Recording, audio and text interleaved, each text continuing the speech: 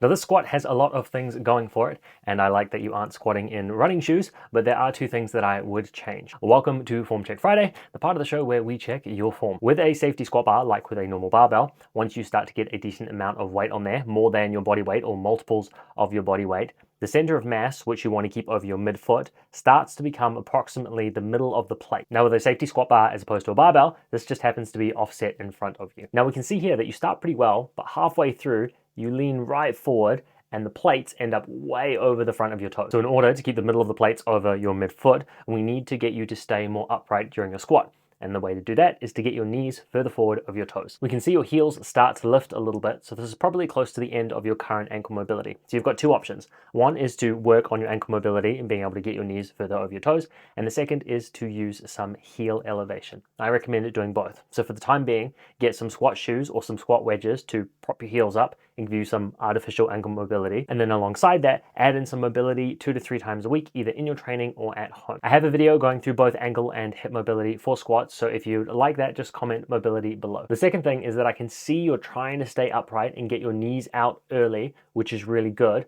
but I think you're actually not letting your hips drift back early enough, which means that when you do eventually lean forward, we then end up leaning forward too far. What we want to be doing is you want to break at your knees and your ankles at the same time, letting your hips drift back a little bit until you find that appropriate torso angle, and then maintain that as you go down and come back up. And that's going to be a whole lot easier to do once your ankle mobility improves, or at the moment with a little bit of heel lift. Now, if you would like your video reviewed for next Form Check Friday, then comment Form Check below and I will send you the details.